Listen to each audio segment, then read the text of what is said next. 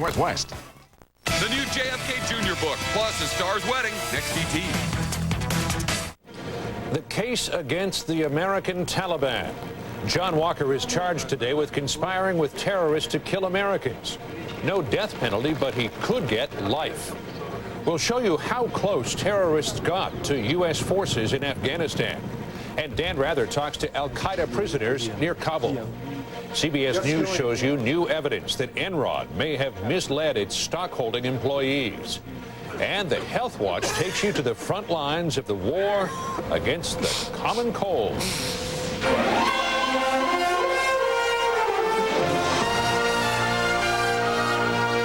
This is the CBS Evening News with Dan Rather. And good evening, Dan. We'll be reporting from Afghanistan later on in this broadcast. I'm John Roberts. President Bush has decided that John Walker, the American Taliban, will be tried in a U.S. civilian court. Not for treason, but for conspiracy to kill Americans in Afghanistan and for providing support for terrorists. Terrorists he knew were behind the September 11th attacks that killed thousands of his fellow Americans. Walker, held now aboard the USS Bataan in the Arabian Sea, will be tried in Virginia federal court. Jim Stewart reports on the case of the United States versus John Walker. The headline from the government's charge against Walker is that this was far from being a naive youth who stumbled into terrorism, but rather was a dedicated al-Qaeda rifleman who worked his way up Osama bin Laden's network. At each crossroad, Walker faced a choice, and with each choice, he chose to ally himself with terrorists. Case in point, prosecutors allege that 4 months before the World Trade Center attacks, Walker was told that suicide operations had been launched against his home country. Still, he chose to stay and fight for bin Laden. Prosecutors also allege that al-Qaeda thought so much of Walker that they tried to recruit him to carry out attacks inside America or Israel. Walker declined and asked to go instead to the front lines in Afghanistan. And all of this, according to Attorney General John Ashcroft, is straight out of Walker's own mouth. The charges filed against Walker are based on voluntary statements made by Walker himself. Walker told investigators he never did see what happened to CIA agent Johnny Spann, who attempted to interview him at a POW camp. Hey, who brought you here? Spann was later murdered by other Taliban prisoners. Still, Walker is charged with conspiracy to kill U.S. citizens in Afghanistan, providing support to terrorists and engaging in prohibited transactions with the Taliban. If found guilty, he could serve life in prison. Walker is currently being held aboard the USS Bataan in the Arabian Sea, but will be turned over to the FBI for transfer to Alexandria, Virginia for trial. And already, prosecutors are signaling they're ready to fight any defense strategy that pleads youthful indiscretion. Youth is not absolution for treachery, and personal self-discovery is not an excuse to take up arms against one's country.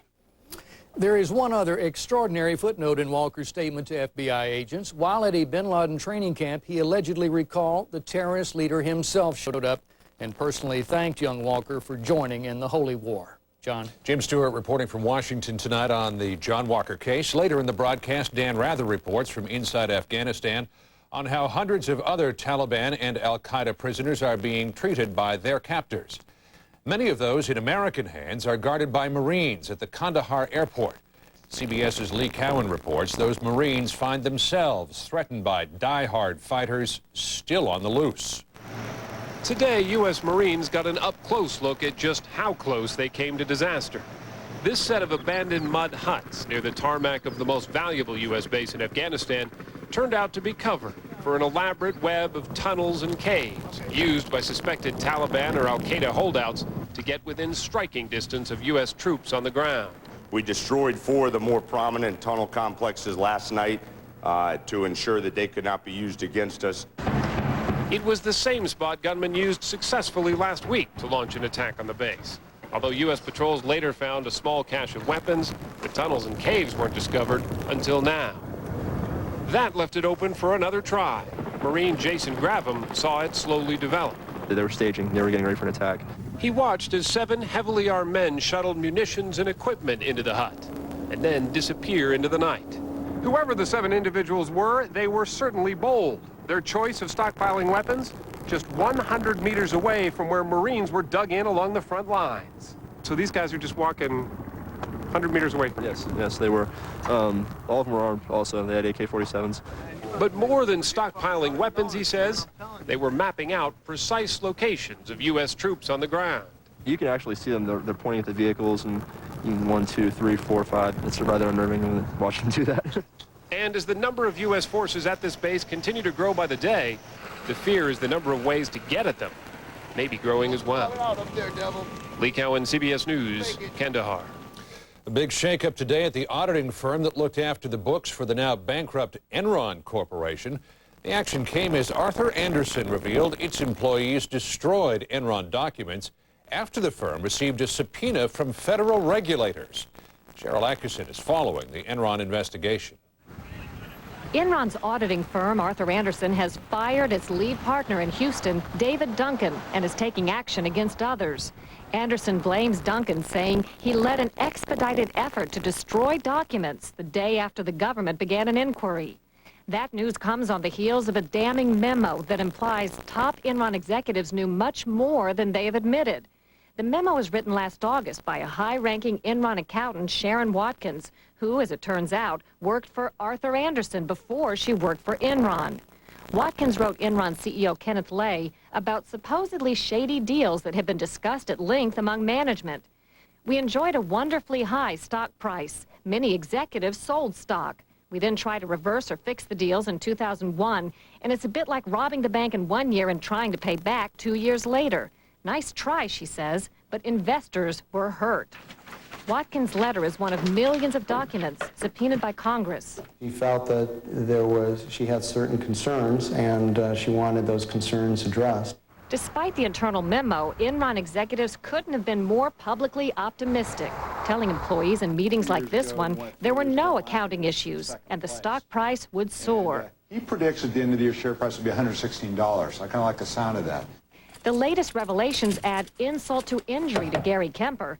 He lost $200,000 in retirement money when his Enron stock plummeted. They were telling us to hold on to our stock, or basically touting it to buy more of it, more of the stock at the same time they were selling. You'd think there'd be something pretty unethical about that. Critics say something else unethical was going on. Enron went ahead with a plan to temporarily freeze or lock down employees' retirement accounts, meaning they couldn't sell their stock as the price tumbled 30%. Even worse, employees thought the lockdown began a week earlier than it did because this company memo mistakenly said so, meaning many employees were paralyzed while the stock lost 2/3 of its value. Was there an ulterior motive? Some people are asking the question whether or not there was a desire to keep employees from dumping their shares on the market so as not to depress the stock even further. A lawyer for the fired Arthur Andersen manager, David Duncan, says he is cooperating with all investigations and that in destroying the documents, he properly followed instructions given by a senior Andersen lawyer out of Chicago.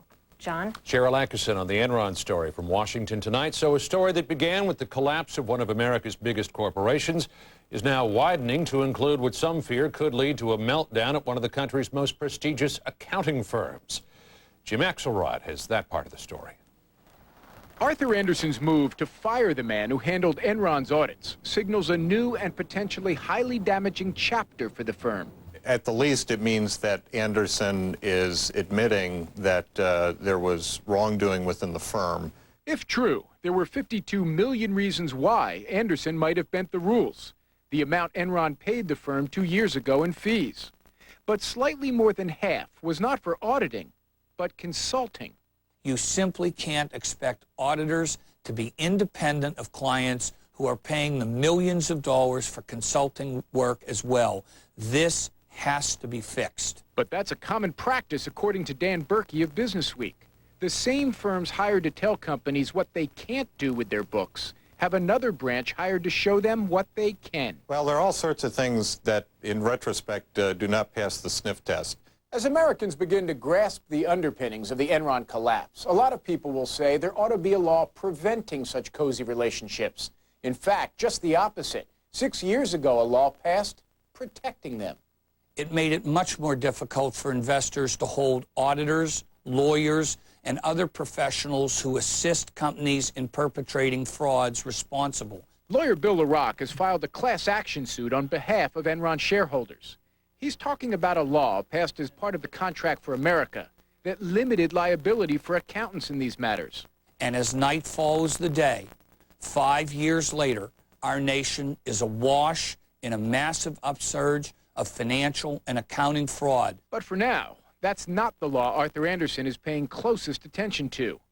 That law would be obstruction of justice. Jim Axelrod, CBS News, New York. The Justice Department today announced it will go ahead with Clinton-era lawsuits against some 50 coal-fired power plants accused of violating clean air rules. However, with the White House soon expected to make changes to the laws under which the suits were filed, environmental groups worry the cases could fall apart. Coming up next on the CBS Evening News, Dan Rather inside Afghanistan with some of the thousands of suspected terrorists held not by the United States, but by local warlords. And later, could this be the cure for the common cold?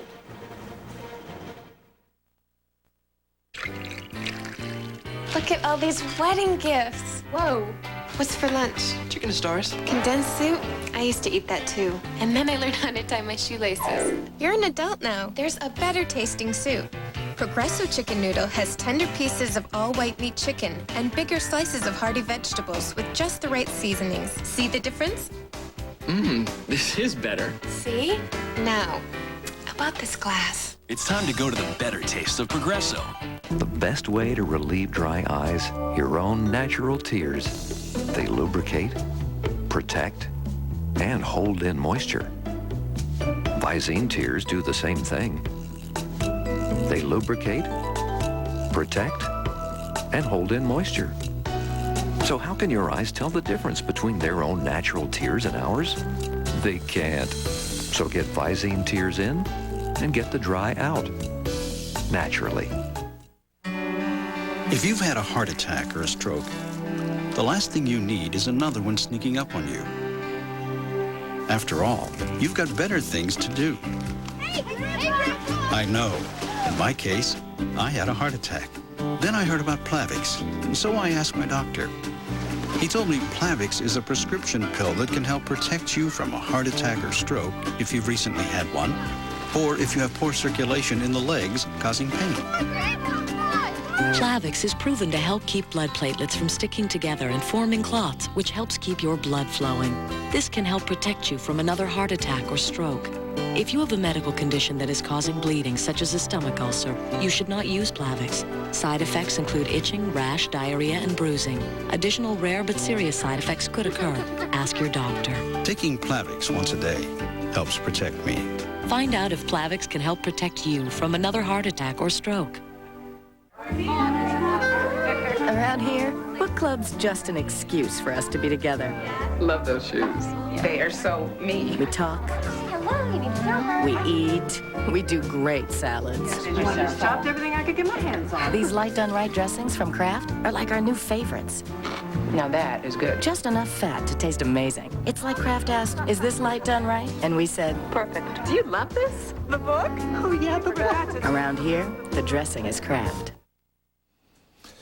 Dan Rather is inside Afghanistan tonight, where he has been tracking down some of the many losers in the war on terrorism. No longer fighters, they are now prisoners, held under widely varying conditions in many different places, including villages scattered across the plain that was once a battleground north of Kabul.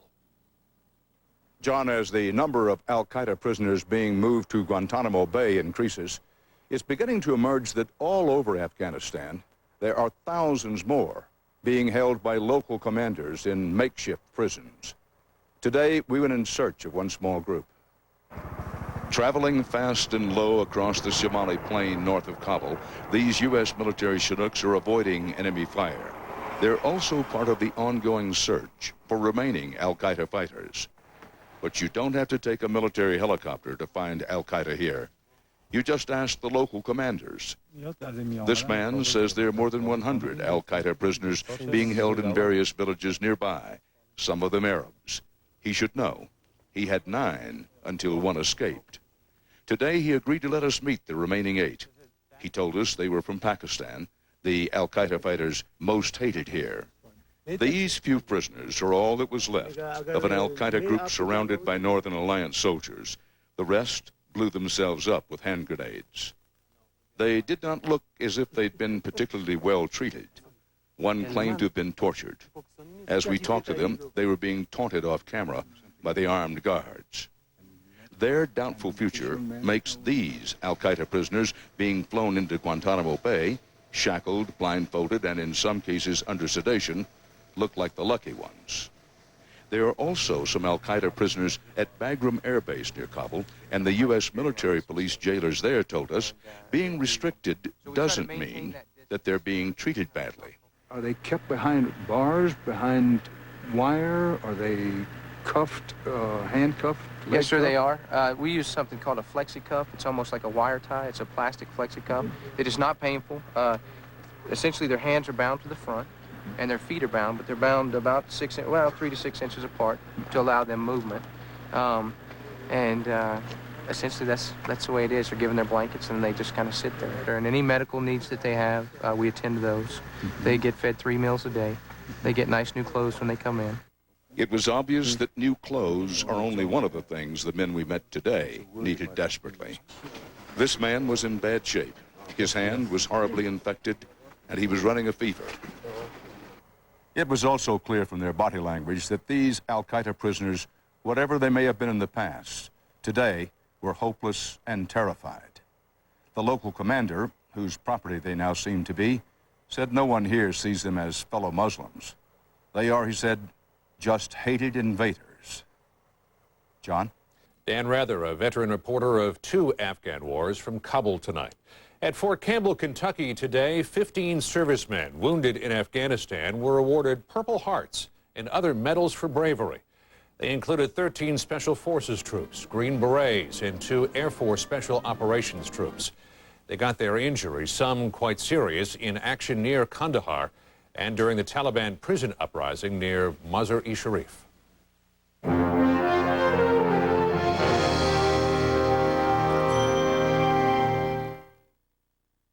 So, set up a department meeting for tomorrow and put in a call to the client, get them up to speed. Anything else?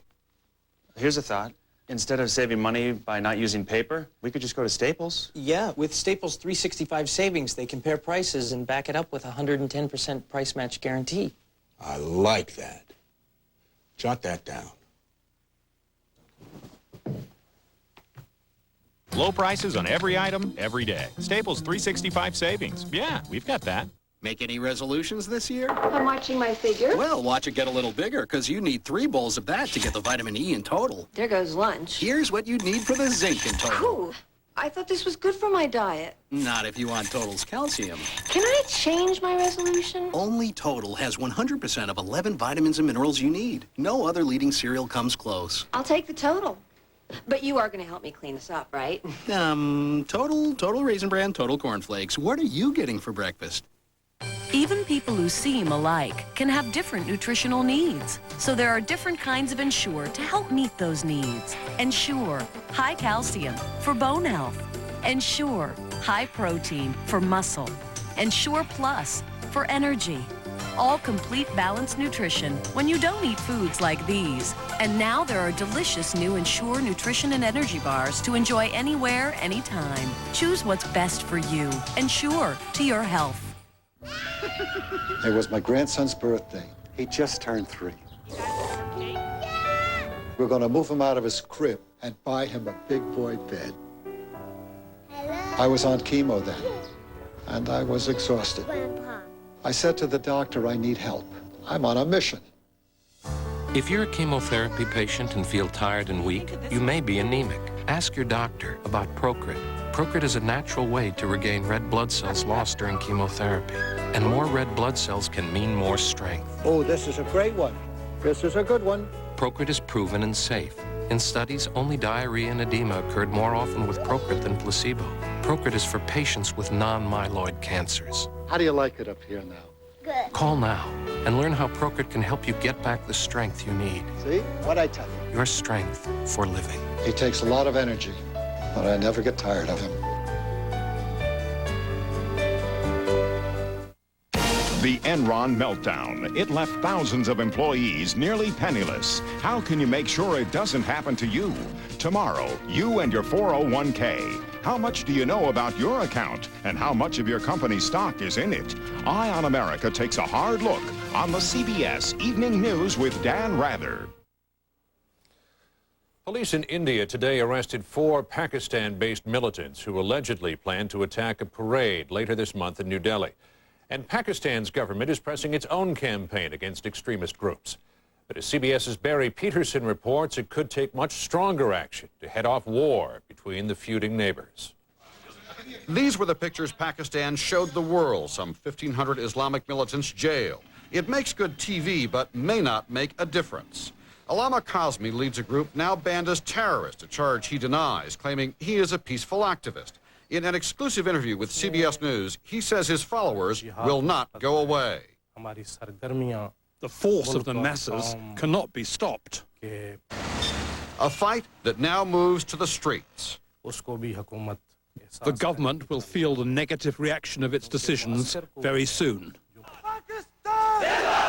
The flashpoint is Muslim Kashmir, where Pakistan and India have massed thousands of troops. This after Islamic militants attacked India's parliament. Locking them up is Pakistan's last-ditch effort to avoid war. Police raided Allama Kazmi's office in Lahore hours after the crackdown started. The offices may be shut and sealed, but then there's the question of money. Observers here believe that just like Al-Qaeda, the funds come from sympathizers in Iran and Saudi Arabia, flow into Pakistan, and end up being spent on terrorism. Shutting mosques and offices is easy. Cutting off the lifeblood of money that keeps Islamic militants operating and armed could take years. And the prospect of jail, Kazmi shrugs off. One should not be afraid if one has a clear conscience and is in the right. We're willing to go to jail. As for Kashmir, the Islamic militants say the dying and the grieving will not end until it is theirs. Barry Peterson, CBS News, Lahore, Pakistan. If a close blood relative has Alzheimer's disease, what are the chances you will develop it? Boston researchers report tonight that race is a big factor. Their study shows siblings and children of white Alzheimer's patients have a 27% risk of dementia by age 85. The risk is much higher, 44% for the siblings and children of African Americans with Alzheimer's. Researchers are not sure why. President Bush is back at the White House after a 2-day road trip, feeling fine despite that bruise on his cheek. Maybe you've been wondering, where was the Secret Service on Sunday when the president gagged on a pretzel, fainted briefly, and fell off a couch in the White House living quarters? Well, here's the answer to that. Agents usually stay out of the rooms of the living quarters to respect the first family's privacy, but they can be summoned at a moment's notice with a panic button. You're watching the CBS Evening News. Up next, sneezing season is here again. So is medical science getting any closer to curing the common cold?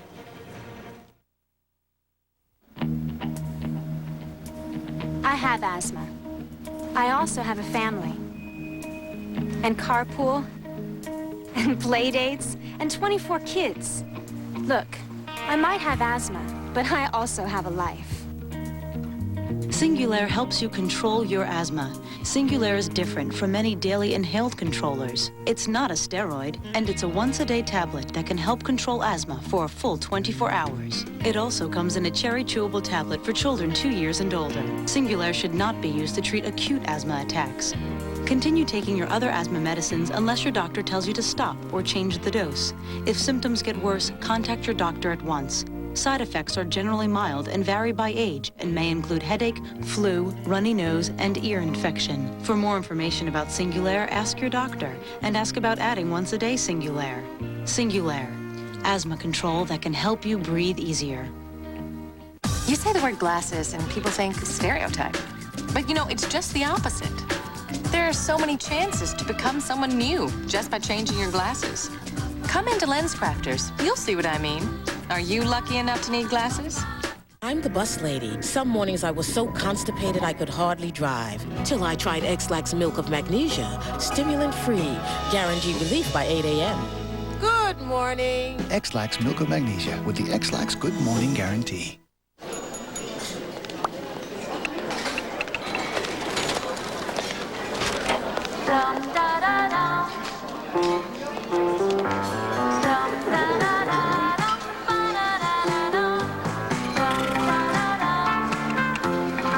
Rich, delicious V8 vegetable juice has a full serving of vegetables.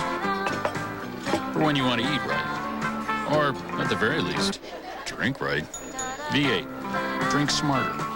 If you're taking aspirin for your heart, there's important news about mixing medication you need to discuss with your doctor. It's been shown that ibuprofen, the pain reliever in Advil and Motrin, in some cases may interfere with the way aspirin works to protect your heart. Don't let another pain reliever interfere with aspirin's life-saving benefits. To relieve tough pain, take extra strength Bayer aspirin. Nothing's proven stronger, and more aspirin won't interfere. Bayer, take it for pain, take it for life. Aspirin is not appropriate for everyone, so be sure to talk to your doctor before you begin an aspirin regimen.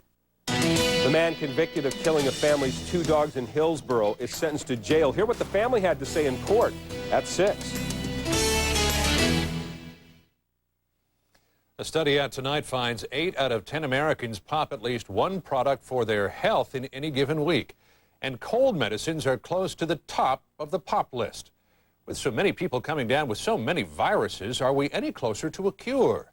Medical correspondent Elizabeth Caledon has the cold facts about this common ailment. Doctors call it a nuisance ailment, but the common cold remains a major headache for modern medicine. How's your nose? Stuffy. Stuffy. Americans get 1 billion colds every year, 2 to 4 for the average adult. Most colds are spread by children, who bring home 6 to 10 a year. And while they are rarely life-threatening, colds are costly. There's a huge economic loss in terms of days of lost work. The pressure is on to cure the common cold. A vaccine is out of the question because there are at least 200 different cold viruses. So drug makers are designing new antiviral drugs to keep the cold from multiplying before it causes infection. The latest development is a drug called pleconerol. Studies show it shortens the average cold, which lasts a week, by 1 day. The best way to avoid colds is to be a hermit. But Dr. Jack Gwaltney, who's been studying the common cold for 40 years, believes this unpreventable virus needs more of a 1-2 punch. He's working on a cold cocktail of antiviral drugs, antihistamines, and ibuprofen. You need to stop the virus from growing in your nose, and you need to block reactions that occur in your body. Perhaps the most important reason to develop a cold cure is to prevent the use of antibiotics to treat colds, a practice that has led to widespread antibiotic resistance. Bottom line is that antibiotics do not work against viruses. The CDC has even issued these viral prescription pads, so doctors have something to offer the suffering masses. A piece of paper may be cold comfort, but until new drugs are available, rest, fluids, and time remain the only surefire remedies. Elizabeth Caledon, CBS News, New York. And that's the CBS Evening News for this Tuesday. For Dan Rather, who's on assignment in Afghanistan, I'm John Roberts, CBS News in New York. Thanks for joining us. Have a good night. For news 24 hours a day, CBS.com on the internet and on our interactive partner, America Online, at keyword CBS News.